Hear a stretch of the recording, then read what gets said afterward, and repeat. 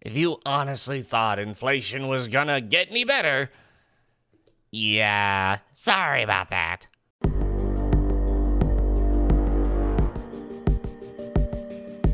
For Zangalang. And salutations, my lovely little lunatics. It's me, your friendly attack about insanity, here with my co-host, Bob. Hello. And today, on the Insane Report, we're going to be talking partially about what's going on with Ukraine and Russia, but more so on the simple fact of that it's not just going to affect what's going on over there. It's also going to affect what's going on over here, what China's thinking, and all that kind of stuff, and just how even if this ends relatively soon, this is probably going to have a huge lasting impact for a while. Oh, yeah. The long term. Either way, however this goes, the long-term impact is going to be substantial. It will be. But before we continue on, make sure to like and subscribe for more insane news. Also, follow us on Locals, Rumble, Minds, Bastion, Getter. and Gab. And once again, the Patreon and all that should be up soon. But right now, if you feel like throwing some money at our heads to help fix up the old asylum, make sure to either send us some money on PayPal or some Bitcoin or Ethereum, since it's going up, since what's going on with the SWIFT system over in Russia. Oh, yeah. But yes, so once again, there's been a lot of misinformation that's been coming out over the past couple days that's been going on from both sides in Russia and Ukraine and all that. That's kind of why I'm not really going to be talking about that, because once again, as I said, I don't really know too much about what's going over there, specifically the history and all that. However, I do kind of know that these... Sorry about that. I do realize that this is gonna cause issues all around the world. Around the world, around the world. Yes. But anywho, we're just gonna jump into it, look at some of the stories that are going on, and then kind of give my opinion on this. It could get bad. It isn't already? It could get worse. Okay, from the Daily Mail, we're going to first talk about what's going on with China, because apparently, they're getting kind of scared that, like, China will go most likely after Taiwan, especially because China, if you look over at support for what you can see from China, like on their social media and all that kind of stuff, they're very much pro-Russian. Now, once again, China is an authoritarian hellscape, so we don't know about what's going on with the 50-cent army and all the posts and all that stuff. But just from their position, once again, another thing is COVID's disappeared. Oh, yeah, COVID. No one cares about the CCP-19 anymore. It's all about Ukraine. Yep. But we're just going to continue on with this. From the Daily Mail. Will China make its move while the world is looking the other way? U.S. sends delegation to Taiwan led by former Joint Chiefs of Staff Chairman Mike Mullen amid fears Beijing could invade the island during the Ukraine crisis, because once again, this is a perfectly good time. Everyone already knows that China believes Taiwan is theirs, but the biggest thing is that, we'll get into it in a second. But yeah, like, this is all of our tech. This is where a good amount of our technology comes from, which once again we outsource that to the world. Oh yeah, the whole globalism thing is dead in the water now. Yeah, pretty much. Kurt Campbell, Biden's Asia czar, said unofficial delegation is headed to Taiwan. It will be led by former Joint Chiefs of Staff Chairman Mike Mullen. It is due to arrive on Tuesday amid fears of Chinese attack on the island. Critics of President Biden say Beijing may see weakness in his failure to prevent Ukraine's invasion of Ukraine. Edit. Russia's invasion of Ukraine, as we can see here. China's media has warned Taiwan not to rely on Washington. The big thing about that is, once again, we get a lot of our technology from there. If they take it over, and as we all know, China really doesn't invent stuff in the way of technology and stuff. No, they just kind of rip it off. Yep, and this would be bad, especially if they got hold of all the manufacturing stuff we had there. Yep. And all the chip manufacturing parts and all that, and the biggest thing is, so I think this is also kind of a way of sending American people over there, kind of going, you don't want to attack while Americans are over here. There may cause problems for that. But yes, see, this is just one thing that could come out of this. Now, continuing on, because now we're going to talk about more so the kind of impact that has been happening on Russia, what the world is kind of doing to Russia for what they're doing, for going into Ukraine, and how this is really going to affect everyone. Another one from, these are all from the Daily Mail because I like these little clippets and it works really well to help distill all the information.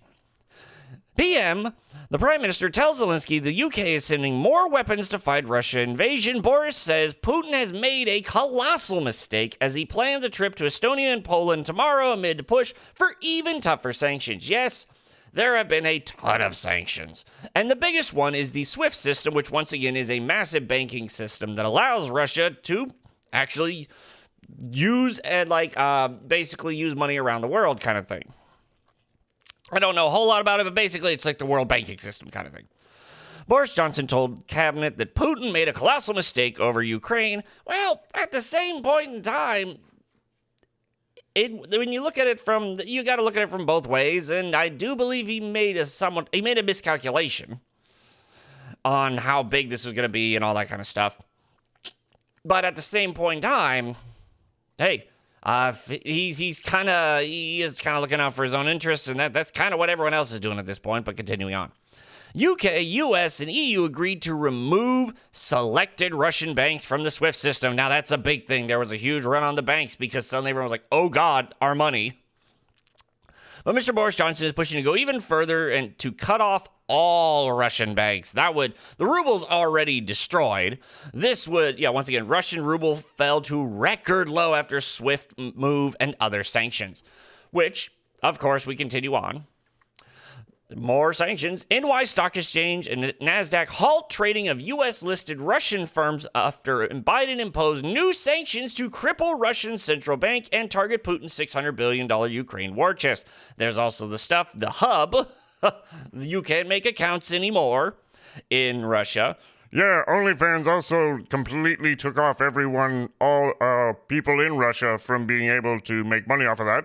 Which, while I personally don't believe in OnlyFans, I think it's a horrible thing. At the same point in time, if that's the only way you can make money, then, wasn't it something else? I think, what was it, I'm trying to remember.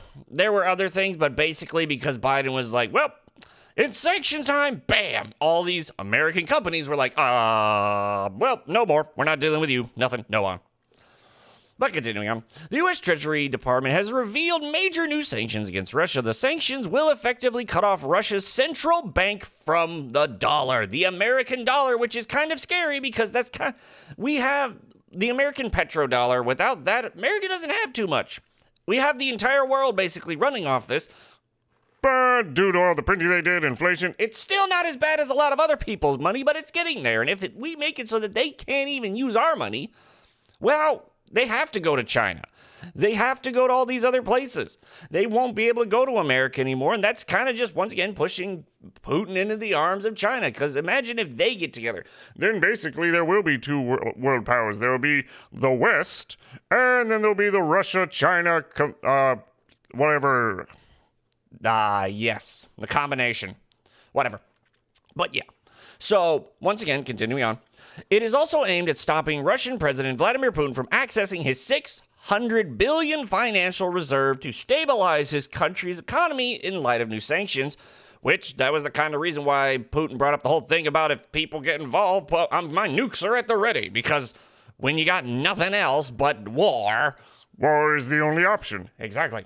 In announcement of sanctions, the New York Stock Exchange and NASDAQ halted trading of Russian firms.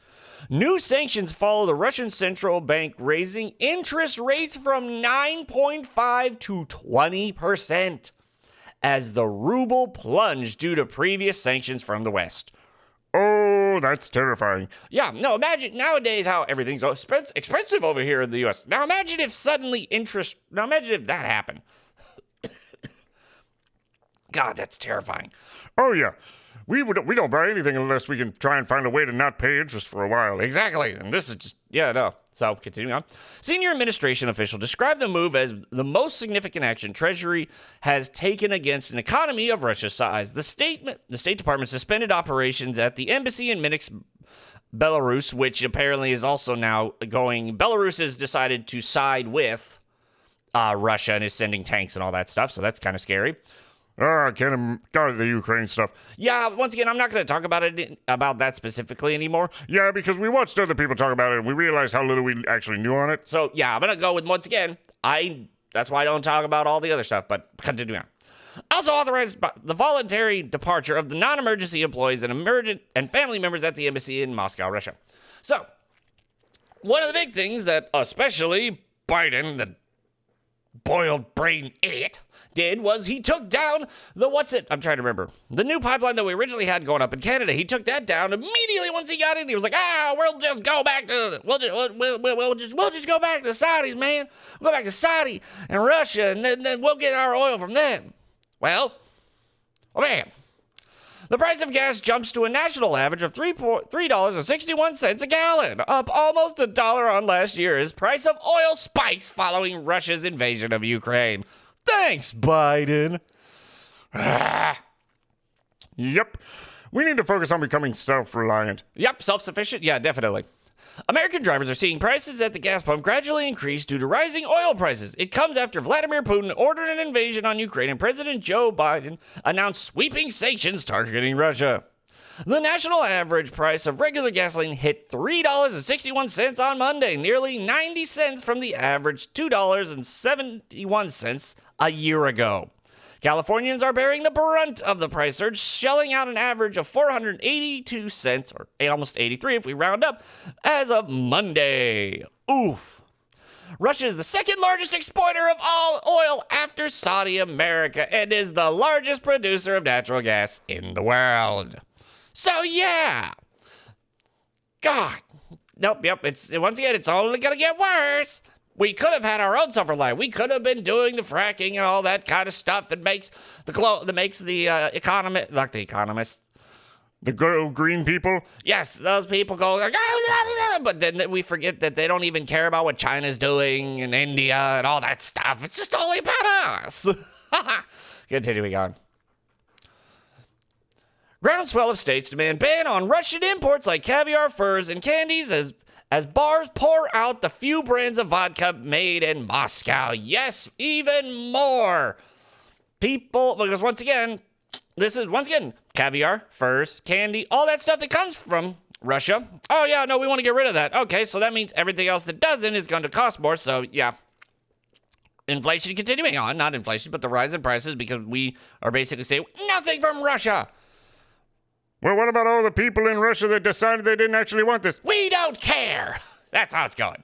An increasing number of U.S. states have demanded stores remove Russian products from their shelves to protest the unprovoked invasion of Ukraine. The state sanctions may result in shoppers struggling to find certain Russian staples at their local market. Russia's most famous export, vodka, has been so far at the front of the burgeoning backlash.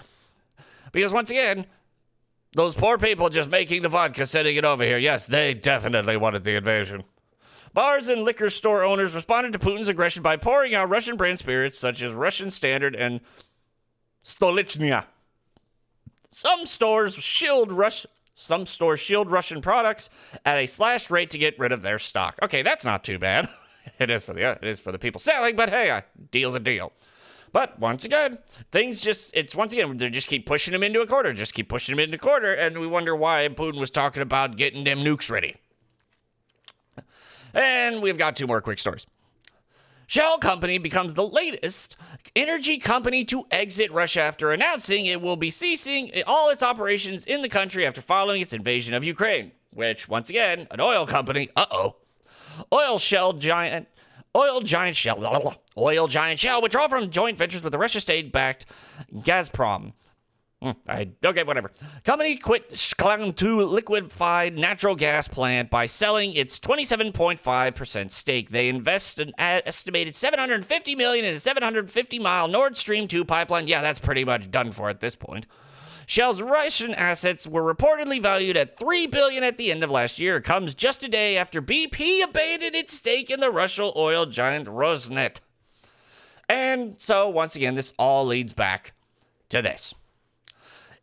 Inflation will be worse than predicted this year after it already hitting a 40-year high as Goldman Sachs revises forecast to nearly double the Federal Reserve's goal of 2%. U.S. inflation will be even worse this year than expected after already hitting, 40-year high. Goldman Sachs predicted in a new report that the personal consumption expenditure price index would drop from 6.1% to 3.7% at the end of 2022. This is nearly the double the Federal Reserve's rate of having PCE cool off to 2%. Yeah. The two main inflation risks Goldman Sachs said is increasingly concerned about included inflation expectation and a very strong job market. Turbulent oil markets after Russia's invasion of Ukraine caused inflation already exasperated by the CCP pandemic to rise even higher. So yeah. Don't really care what side you're on the whole thing. Apparently, it's far more nuanced than I realized, and that's why I'm not going to go back into it. But one thing I can agree upon is, hey, you hope that after, finally, the pandemic is ending, we can get back to our lives. Because once again, you see suddenly all mask mandates being dropped everywhere, except for in a few crazy states, and then you got all the more stuff coming out about the vaccines and stuff and so on and so forth. And once again, like COVID just dropped off a cliff because, oh God, Ukraine, go after that. But what they're not talking about is how this is just going to affect everyone. It's either, oh my God, we got to send people over there now to help everyone, which that would be an act of war and that's kind of bad. Or we're just like, I don't care at all. That doesn't affect me, but it does.